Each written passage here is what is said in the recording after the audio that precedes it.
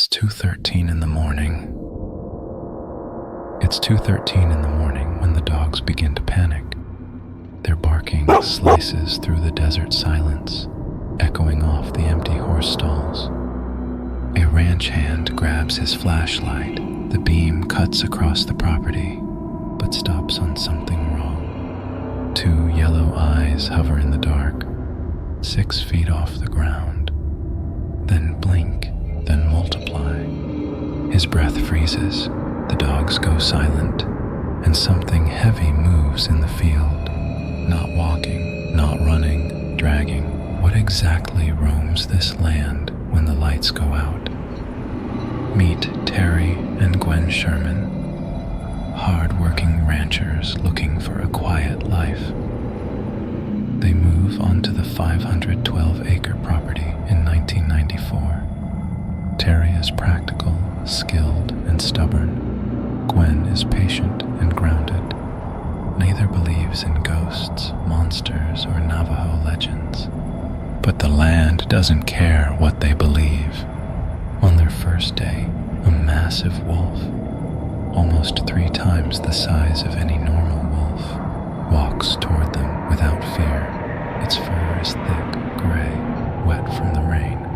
It's calm, too calm. Terry calls out. The wolf doesn't react. It only stares, as if studying them. And when Terry fires point blank into its ribs, the bullets do nothing. The wolf simply turns, walks away, and its paw prints vanish in the mud. This is the Shermans' introduction to their new home. The ranch sits on land the Navajo once considered cursed, a place where skinwalkers crossed under the moonlight, shapeshifters, predators, sorcerers wearing the skins of beasts. To the west lie ancient petroglyphs, twisted animals, multi-eyed figures, spirals disappearing into the rock. Local tribes refuse to walk this property after dark. Some wouldn't walk it at all, but the curse is only the beginning.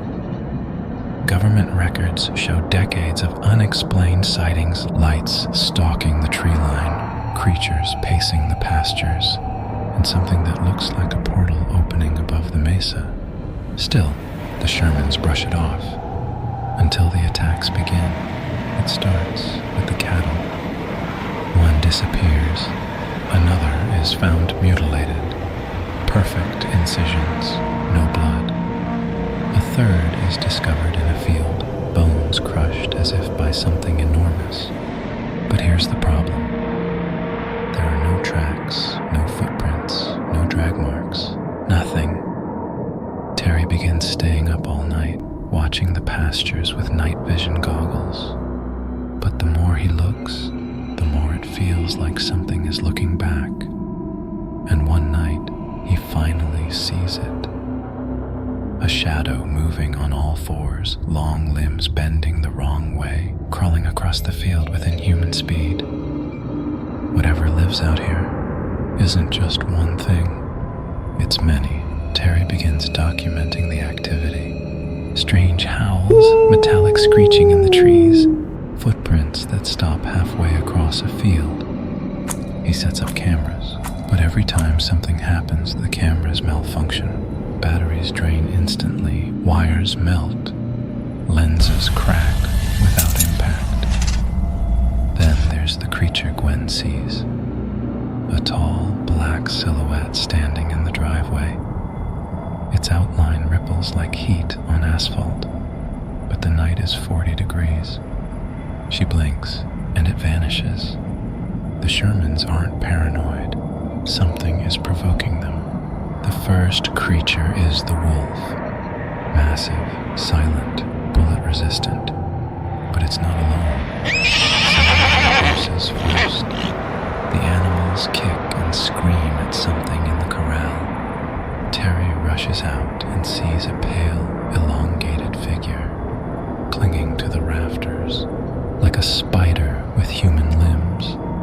It drops to the ground without a sound and disappears behind the shed, moving backward. orbs catch a distortion in the air, a shimmering outline stalking the fields.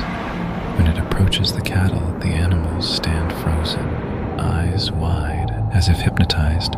When Terry approaches, the distortion shifts, turns toward him, and rushes. He feels the air punch against his chest, as if hit by something huge. But nothing is there. The ranch is no longer a home. It's a hunting ground. Just when they think they've cataloged the horrors, a new terror arrives. Floating above the ridge is a glowing blue orb. It pulses, hums, drifts toward the corral. The family watches, frozen in place, as the orb dips low and hovers above the cattle. One cow collapses, another begins to convulse. A third is lifted slightly off the ground. As if gravity is flickering, Terry fires at the orb. The bullet passes through it. It doesn't react. It simply blinks out. When the family reaches the cattle, one is dead. Its organs are missing, but the rib cage is intact. These aren't random predators. They're coordinated. The creatures have stayed outside until now. One night, Gwen wakes to scratching on the walls. Not animal scratching. Slow, deliberate, finger-like. Terry checks every window with his rifle. Nothing. But as he turns away, a face presses against the glass. Black, smooth, with multiple reflective eyes. It stares without blinking. Terry fires. The figure doesn't flinch. It simply slides out of sight. Inside the home, the family isn't safe anymore. Every shadow could be a creature. Every sound could be a warning. And they know the truth. They can't fight what they can't understand.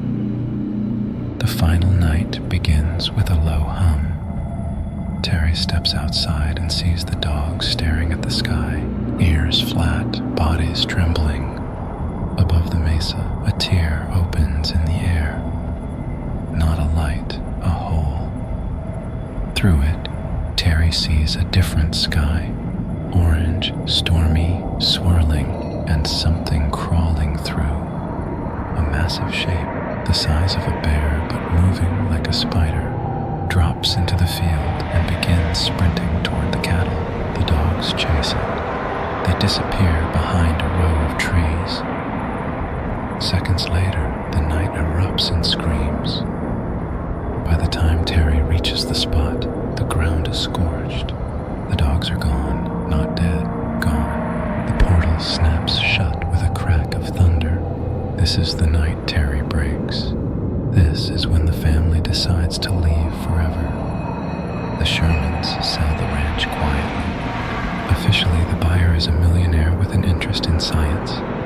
Unofficially, the ranch becomes a test site. Surveillance towers rise from the ground. Sensors line the ridge. Military contractors sweep the fields at night, tracking invisible movements they refuse to explain. Visitors report seeing creatures watching from the trees, but no tracks are ever found. Whatever stalks these fields survived long before humans arrived and learned to hide in the spaces we ignore. To this day, Skinwalker Ranch records electromagnetic surges, radiation spikes, mutilated animals, shadowy humanoids, invisible predators, glowing orbs that react to observers, portal-like atmospheric anomalies. Scientists call them events. Locals call them creatures. The tribes call them skinwalkers. But whatever name you choose, one truth remains: multiple entities live here. Not one species, not one monster. Something older, something layered, something that adapts. Tonight at 2:13 a.m., the dogs bark again. The spotlight flickers. Footsteps drag across the field, and two yellow eyes rise from the dark, then multiply. The land never rests, and the creatures never left. They were here long before us. And they're still watching.